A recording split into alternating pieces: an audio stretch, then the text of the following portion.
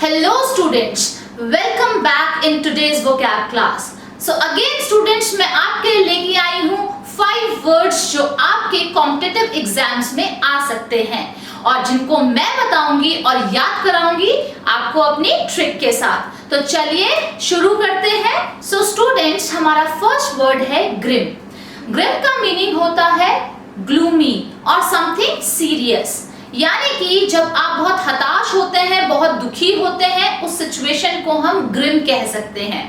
चलिए बात करते हैं इसके सिनोनिम की।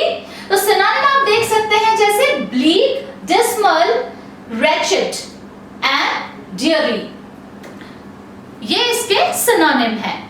एंटोनिम की बात करते हैं तो एंटोनिम है एमिएबल। एमिएबल का मीनिंग क्या होता है? कोई प्रिय या कुछ अच्छा। नेक्स्ट वर्ड है प्लेजेंट। प्लेजेंट आप सभी जानते हैं, if something is pleasant it means something is good, happy. Okay, चलिए बढ़ते हैं इसके सेंटेंस की तरफ। सेंटेंस में आप देख सकते हैं nowadays world wide condition is quite grim. It means आज के समय में पूरी दुनिया में एक हताशा भरी कंडीशन बनी हुई है, सिचुएशन बनी हुई है। इस तरह से हम इस वर्ड का यूज करते हैं। तो चलिए बात करते हैं इसको लर्न करने की ट्रिक की। तो इस वर्ड को यानी ग्रिम को आप एसोसिएट कर सकते हैं एक वर्ड जो हिंदी का है ग्रीष्म। यानी ग्रीष्म मतलब क्या होता है? समर्स। और समर्स आते ही हमें ज्यादा समर्स होती हैं तो हमें बर्दाश्त नहीं होती है और हम बहुत अनकंफर्टेबल फील करते हैं ड्यूरिंग समर्स। तो इस वर्ड को आप रिलेट कर सकते हैं ग्रीष्म और ग्रिम को। तो हम कह सकते हैं कि ग्रीष्म आते ही सब ग्रिम हो जाते हैं, यानी समर्स आते ही सब अनकंफर्टेबल हो जाते हैं या फिर हताश हो जाते हैं। तो इस तरह से आप इस वर्ड को रिलेट कर सकते हैं और याद कर सकते हैं। नेक्स्ट वर्ड है हमारा यूबिक्विटस। यूबिक्विटस का मीनिंग होता है वन हु प्रेजेंट एवरीवेयर और हिंदी में हम इसे कहते हैं सर्वव्यापी। बात करते हैं इसके सिनोनिम की। तो सिनोनिम है ओमनी प्रेजेंट, एवर प्रेजेंट। ये वर्ड याद रखिए, ओमनी प्रेजेंट भी आपसे एग्जाम में पूछा जाता है और यूबिक्विटस भी आपसे एग्जाम्स में पूछ लिया जाता है। तो जो सिनोनिम और एंटोनिम मैं आपको बता रही हूँ डेफिनेटली वो भी उतने ही इंपॉर्टेंट है जितना वो वर्ड। ओके, चलिए बात करते हैं इसके एंटोनिम की। जैसे आपको वर्ड का मीनिंग पता है सर्वव्यापी, तो ऑपोजिट हो जाएगा जो ना के बराबर मौजूद हो या बहुत ही कम मात्रा में मौजूद हो। ओके, तो इसके एंटोनिम है rare, scarce and sporadic. Sporadic यानी कि बहुत इर्रेगुलर इंटरवल में कोई चीजें हो रही हैं तो हम उसे स्पोरेडिक कहते हैं। ओके, बात करते हैं इसके सेंटेंस की। सेंटेंसेस बहुत सिंपल सेंटेंस है और अक्सर हम यूज भी करते हैं that God is everywhere, right? तो अब हम everywhere ना कह करके हम क्या कहेंगे? God is ubiquitous. ओके, तो चलिए लर्न करने की ट्रिक मैं बता देती हूँ। चलिए बात करते हैं इसको लर्न करने की ट्रिक की। तो यहाँ पर मैं जो आपको ट्रिक बता रही हूँ उसे लर्न करने की, वो है रूट वर्ड से ली गई ट्रिक। रूट वर्ड, अगर आप इस वर्ड को ध्यान से देखें तो इसमें एक रूट वर्ड छुपा हुआ है यूबिक। यूबिक जो एक लैटिन वर्ड है यानी लैटिन भाषा का वर्ड है और इसका मीनिंग होता है एवरीवेयर, यानी कि जो हर जगह मौजूद हो। यही वर्ड इस वर्ड में एसोसिएटेड है और इससे हम कह सकते हैं यूबिक्विटस। यूबिक्विटस मतलब सर्वव्यापी। चलिए बढ़ते हैं हमारे नेक्स्ट वर्ड की तरफ और हमारा नेक्स्ट वर्ड है प्रोट्रैक्टेड। Yes, protracted. तो प्रोट्रैक्टेड का मीनिंग क्या होता है गाइस? चलिए देख लेते हैं। Lasting for a long time, यानी कि जो एक लंबे समय से चला आ रहा है तो उसे हम कहते हैं प्रोट्रैक्टेड। आइए इसके सिनोनिम की बात करें। तो सिनोनिम है हमारा एंड्योरिंग, एक्सटेंसिव एंड लिंगरिंग। याद रहेगा, एंड्योरिंग, एक्सटेंसिव और लिंगरिंग। और लिंगर वर्ड आपने सुना भी होगा, आपने एड्स में भी देखा होगा, स्मेल दैट लिंगर्स, यानी कि जो लंबे समय तक स्मेल चल रही है। परफ्यूम के लिए अक्सर यूज किया जाता है ये वर्ड, इस तरह का फ्रेज। चलिए बात करते हैं हम इसके एंटोनिम की। एंटोनिम में देख लीजिए फ्लीटिंग, एजाइल, कर्सरी, यानी कि इसका ऑपोजिट अगर हम बात करें तो प्रोट्रैक्टेड का मतलब जैसे मैंने के लिए। तो इसका एंटोनिम क्या होगा? बहुत छोटे समय के लिए और जो बहुत कम होगा। तो कर्सरी बहुत ही सुपरफिशियल, बहुत ही कम जिसे हम कहते हैं। नेक्स्ट इज फ्लीट, एकदम से जो चला जाए, दैट इज फ्लीटिंग। और फ्लीट एजाइल बहुत फुर्तीला होता है। तो इस तरह से ये इसके एंटोनिम्स हो सकते हैं। चलिए बात करते हैं इसके सेंटेंस की। तो सेंटेंस आप देख सकते हैं, Kashmir controversy is a protracted issue between India and Pakistan. So जैसे कश्मीर मुद्दे में दोनों कंट्रीज के बीच में तनातनी रहती है, तो इस तरह से और लंबे समय से ये इशू चला आ रहा है, तो हम ये कह सकते हैं कि कश्मीर इशू दोनों देशों के लिए लंबे समय की कंट्रोवर्सी बना हुआ है। चलिए बात करते हैं इसको लर्न करने की ट्रिक की। तो प्रोट्रैक्टेड को अगर आप ध्यान से देखें तो उसमें एक छोटा सा वर्ड छुपा है, प्रोटेक्टेड। यस, प्रोटेक्टेड का मीनिंग क्या होता है? प्रोटेक्टेड यानी कि सुरक्षित। और कोई चीज अगर सुरक्षित है तो वो डेफिनेटली लंबे समय तक चलेगी। तो प्रोटेक्टेड को आप एसोसिएट कर सकते हैं प्रोट्रैक्टेड से। ओके, इस तरह से आप इस वर्ड को लर्न कर सकते हैं।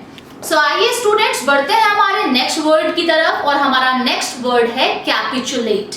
यस, कैपिचुलेट का मीनिंग होता है the action of ceasing to resist an opponent और डिमांड, यानी कि आत्मसमर्पण करना या फिर हम कहें हथियार डाल देना, क्या कहलाता है?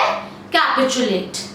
अगर हम बात करें इसको सिनोनिम की, तो आप देख सकते हैं यील्ड, सरेंडर एंड सबमिट कर देना, ये क्या कहलाएंगे इसके सिनोनिम। यस, कई स्टूडेंट्स कंफ्यूज हो रहे होंगे कि यील्ड यहाँ पर इसका सिनोनिम कैसे हो सकता है। तो मैं बता देती हूँ, यील्ड के दो मीनिंग होते हैं। एक उपज के लिए, प्रोड्यूस, टू प्रोड्यूस समथिंग, ये कहलाता है यील्ड, और दूसरा मीनिंग है इसका सरेंडर करना। तो इससे आप कंफ्यूज ना होइए, इस वर्ड का मीनिंग टू सरेंडर करना भी होता है।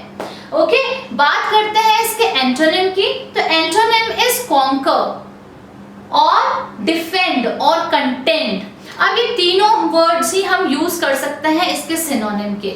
कॉन्कर मतलब होता है कोई चीज जीतना, डिफेंड का मतलब होता है आक्रामक, और कंटेंट का मीनिंग होता है लगातार किसी चीज से संघर्ष करना। तो आप देख सकते हैं तीनों ही अपने अपने लेवल में इसके एंटोनिम का काम कर रहे हैं, क्योंकि जो हार नहीं मानता, यानी कि जो अपने आप को सरेंडर नहीं करता, इसका मतलब वो तो या तो जीतेगा, या वो आक्रामक होगा, या वो लगातार उस सिचुएशन से कोप अप कर रहा है लेकिन हिम्मत नहीं हार रहा। तो इन तीनों वर्ड्स के अलग अलग मीनिंग होने के बावजूद ये एक दूसरे से कोरिलेटेड हैं और इसका एंटोनिम बना रहे हैं। ओके, चलिए बात करते हैं इसके सेंटेंस की, किस तरह से आप इस वर्ड को यूज कर सकते हैं सेंटेंस में। The country refuses to capitulate despite its weakening army and dwindling resources. So dwindling ये वर्ड मैंने आपको पहले भी बताया था, जिसका मतलब होता है कमी आना।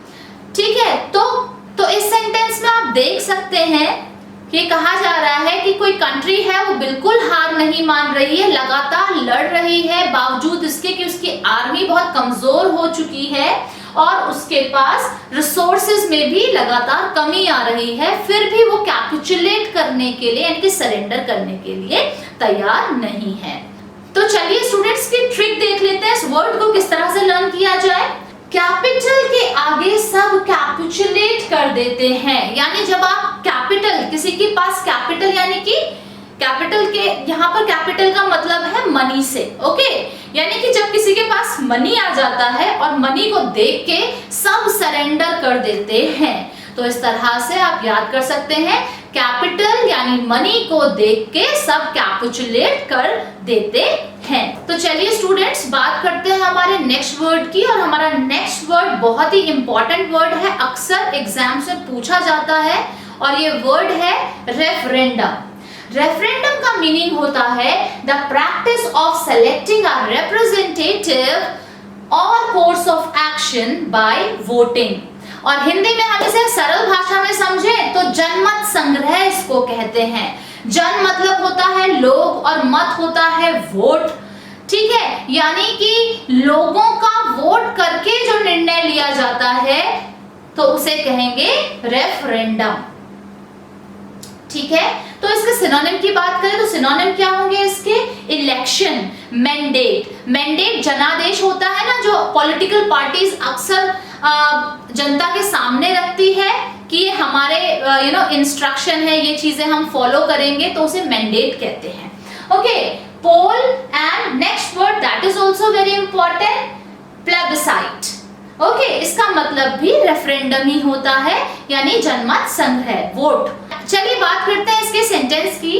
आई voted yes in the referendum, यानी वोट में मैंने हाँ भरा है या हामी भरी है। ओके, ट्रिक याद कर लेते हैं। ट्रिक है इसकी बड़ी सिंपल, इसी वर्ड में छुपा है रेफर। तो रेफर करने में है दम। डेफिनेटली रेफर क्या होता है? जब आप किसी को नौकरी के लिए रेफर करते हैं या किसी चीज के लिए रेफर करते हैं, और उससे क्या होता है कि उस पर्सन को वेटेज मिल जाता है। ओके, तो रेफर करने में है दम।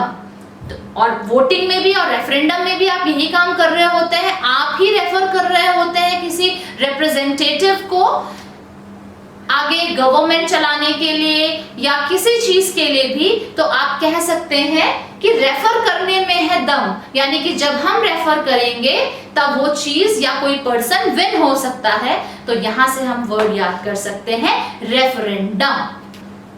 सो आई होप स्टूडेंट्स आप इन वर्ड्स को इन ट्रिक के द्वारा लर्न करेंगे और आपको ये वर्ड्स इन ट्रिक से याद रहेंगे। ज्यादा से ज्यादा इन वर्ड्स को यूज करने की कोशिश कीजिए अपनी डे टू डे लाइफ में, सो दैट आप और ज्यादा स्ट्रांगली इन वर्ड को लर्न कर पाए। तो अगर आपको हमारा वीडियो पसंद आया तो प्लीज लाइक का बटन दबाइए, ज्यादा से ज्यादा शेयर करिए, हमारे चैनल को सब्सक्राइब करिए और जल्दी से जल्दी नोटिफिकेशन पाने के लिए बेल आइकन को जरूर हिट कीजिए। Thank you.